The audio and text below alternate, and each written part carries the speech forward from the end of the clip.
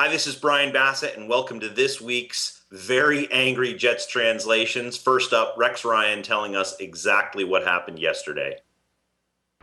I apologize for my language because I was going to say we got our butt kicked, but really we got our ass kicked. But, oh my gosh, Rex, oh my delicate sensibilities. Yeah, you did get your ass kicked. You royally got your ass kicked. But what's worse than that, and what's worse than your false indignation that you're trying to put off there, is the fact that what you're not saying is that your team quit on you yesterday. They rolled over. Darrelle Revis, out for the year last week, and that's bad news. But what's worse news is that your team quit on you, and you know it. And that's why I think you're trying to manufacture some false anger in front of the press yesterday. Next up, is there trouble in quarterback paradise? I'm not ready to make a quarterback change. Mark, are you concerned about your job security at all? No, not at all. I'm just gotta improve. Well, I think Mark is the answer, but again, time will tell. Time will tell, Rex. Time will tell.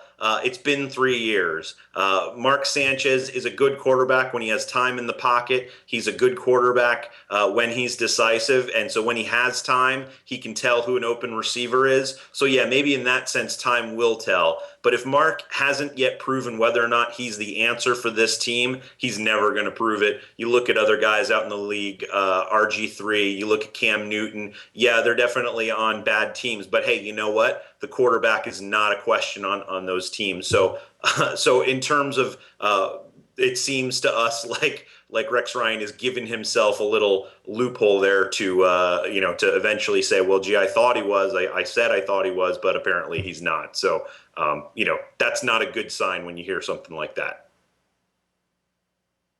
I'm disappointed. I know our fans deserve a heck of a lot better than this. We had a packed stadium. We played terrible. Translation: how am I supposed to browse at Jimmy Choo's at the Short Hill Mall in peace this week? Last week was an embarrassment. This week was sacrilege. It was unholy to watch the Jets at home in a game where the team knows they have to rally, essentially give up during the second half of the game. That was just brutal for fans to watch, embarrassing, right? But worse than embarrassing, it was actually a crime against nature. Now Eric Smith talks about just not knowing what happened during the second half, why things got so bad. I don't know what it was. We just big holes, 5, 6, 7 yards every carry. Yeah, I mean, right. He didn't know it was happening. Lots of bad tackling, guys in position but just not able to make plays. But basically, why he didn't know what happened in the second half. He didn't know what was happening in the second half because once the first half happened, the second half was irrelevant. Mark Sanchez with that terrible fumble at the end of the first half, which kind of led to a little 6-point swing there. Any momentum the team might have had going into the second half just evaporated, and it was over at that point. So that's why Eric Smith can't remember what happened in the second half, because it was meaningless, because Mark Sanchez put him in a terrible place going into that second half. Last up, Mike DeVito talks about why it matters what the defense does, not mattering what the offense does or doesn't do. I mean, it doesn't matter. When we're out there, we need to be the rock. We need to make sure that we're being solid and getting 3 and outs and getting them the ball back in on the field.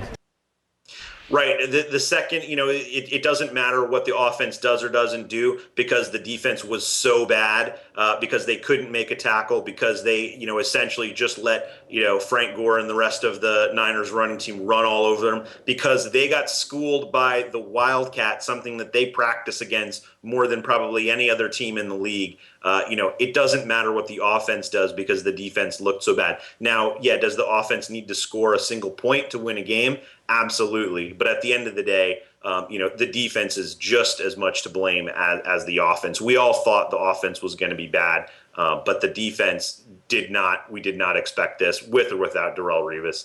Just a brutal game.